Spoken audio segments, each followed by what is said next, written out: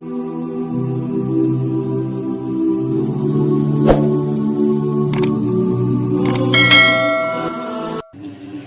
हजरत इश्क व मोहब्बत, जिसने दुनिया में इश्क मोहम्मद सल्लल्लाहु अलैहि वसल्लम की मिसाल कायम कर दी, वो लिखने बैठते हैं तो ऐसा लिखते हैं कि किसी की समझ में ही नहीं आता है। जब वो लिखते हैं, जब उसकी तशरीह की जाती है तो अच्छी अच्छी किताबें बन जाया करती हैं।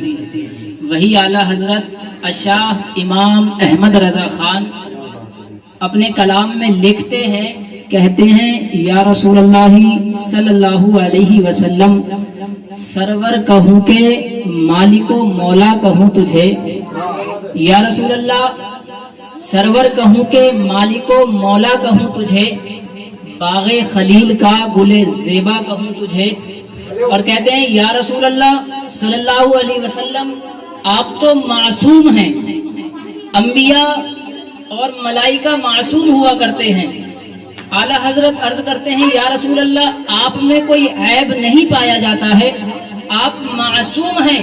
कहते हैं, तेरे तो वस्फ ऐबे तनाही से हैं बरी। हैरा हूँ मेरे शाह, मैं क्या क्या कहूँ तुझे।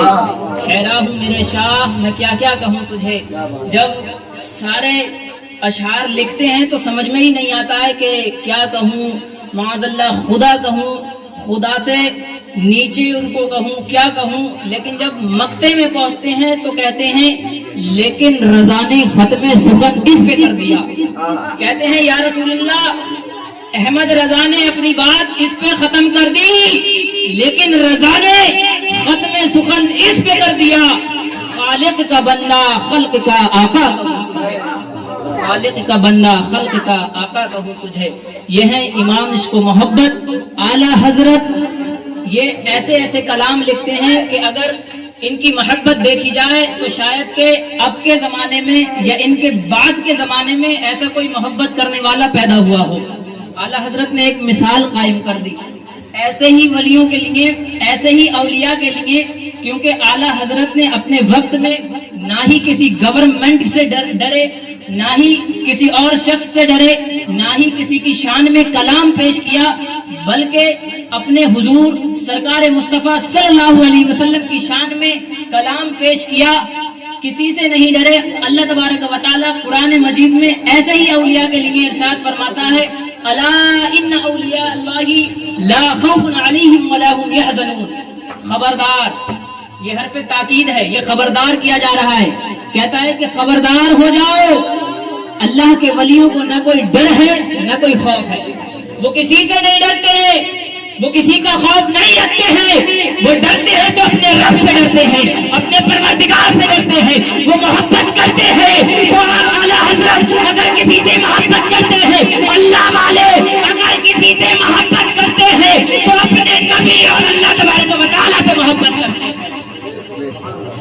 अल्लाह ताला ऐसे ही औलिया इकराम के लिए कहता है कि खबरदार हो जाओ, अल्लाह के वली जो है किसी से डरते नहीं है और ना ही किसी का खौफ रखते हैं। ऐसे औलिया हुआ करते हैं, किसी से कहने में झिझकिचाया नहीं करते हैं, जो कहना हुआ करता है वो कह दिया जाता है। आज का मौलवी जो है, मौलवी ही क्या बल्कि हर शख्स है, अगर कोई मौलवी अगर वहाबियत पे तकरीर कर रहा है, अगर कोई मौलवी देवबंदियत पर तकरीर कर रहा है तो आवाम कहने लगती है मौलवी साहब तो लड़ाई करवाने के चक्कर में है, मौलवी साहब तो सोच रहे हैं कि कहीं लड़ाई न करवा दें, मौलवी साहब तो लग रहा है पूरे गाँव में इंतशार फैलाने वाले हैं। लेकिन याद रखो मुसलमानों, अगर तुमने हक को हक नहीं कहा, अगर तुमने हक को हक नहीं कहा तो अल्लाह तबारक व तआला तुम्हें कभी माफ नहीं करेगा। जो हक है उसको हक कहना पड़ेगा और सुनना पड़ेगा। कहते हैं कि मौलवी साहब तो वहाबियत के ऊपर तकरीर कर रहे हैं, कहीं ये इंतशार न फैलवा दे, लड़ाई न करवा दे। ऐसा लग रहा है मोहल्ले में लड़ाई करवा देंगे क्योंकि मेरे पड़ोसी जो हैं वहाबी हैं, ऐसे कहते हैं। तो मेरे भाई, मौलवियों से ज्यादा आप नहीं जानते। मौलवी जो कहते हैं वो शरीयत के एतबार से कहते हैं, और शरीयत इस चीज का हुक्म देती है कि जो गलत है उसको गलत कहा जाए। अब यही कुछ लोग होते हैं कि नमाज में खलल पैदा करते हैं कि नमाज ऐसे नहीं ऐसे पढ़ो।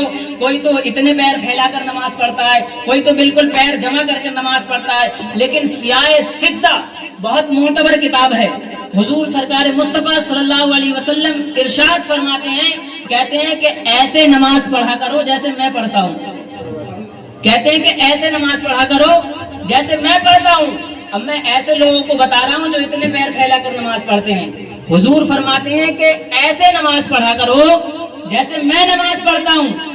اسی کتاب سیاہ ستہ میں حضور ارشاد فرماتے ہیں, یہ بیان ہے کہ ایک بار حضور صلی اللہ علیہ وسلم نماز پڑھا رہے تھے, تو حضور صلی اللہ علیہ وسلم دوران قرب تھے, تو امام حسین آئے. امام حسین پیروں میں سے نکلنا چاہ رہے ہیں.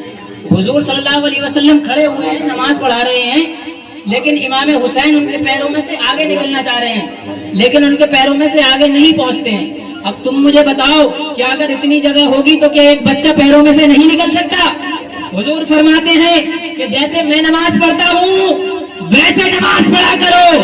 اور آگے بیان ہے کہ امام حسین پیروں میں سے نکلنا چاہ رہے ہیں لیکن پیروں میں سے نہیں نکل پا رہے ہیں. پتہ چلا کہ اتنے پیر پھیلا کر نہیں بلکہ سنت مصطفیٰ پر نماز پڑھنا سنت ہے. اس سے پتہ چل گیا کہ پیر کتنے پھیلانا چاہیے. اتنے بیگے میں نہیں پھیلانا چاہیے, بلکہ اس کا بھی ایک حد ہے کہ اتنی حد میں پیر پھیلانا چاہیے, اتنے بڑے پیر پھیلانا چاہیے. اور بہت سے لوگ تو ایسے ہوتے ہیں کہ حق کو حق کہتے ہی نہیں ہے, وہ کہنے سے ڈرتے ہیں, ان کے دل میں خوف پیدا ہو جاتا ہے, اور جب وہ توبہ کرتے ہیں تو ان کی توبہ بھی قبول نہیں ہوتی ہے. وہ کیونکہ ایسی توبہ کرتے ہیں کیونکہ ان کا دل جو ہے وہ زنگ سے آلود ہو جایا کرتا ہے, اور جب کسی چیز پہ چکنائی لگ جاتی ہے تو وہ ایسے نہیں چھٹتی ہے, اس کے لیے کوئی چیز استعمال میں لایا کرتے ہیں. اگر آپ کا دل بالکل سیاہ ہو گیا ہے, آپ کا دل بالکل کالا ہو گیا ہے, تو آپ اگر توبہ کریں گے تو آپ کی توبہ اتنی جلد قبول نہیں ہوگی, کیونکہ جس کا دل سیاہ ہو جاتا ہے اس کے دل سے توبہ قبول ہی نہیں ہوتی ہے, اس کے دل سے توبہ نکلتی نہیں ہے. تو ایک میں آپ کو مثال دوں, یہ توبہ کیسے قبول ہوگی. جس کا دل زنگ کیا جاتا ہے, جس کے دل کالے ہو جایا کرتے ہیں, ان کی توبہ کیسے قبول ہوگی میں آپ کو بتاتا ہوں.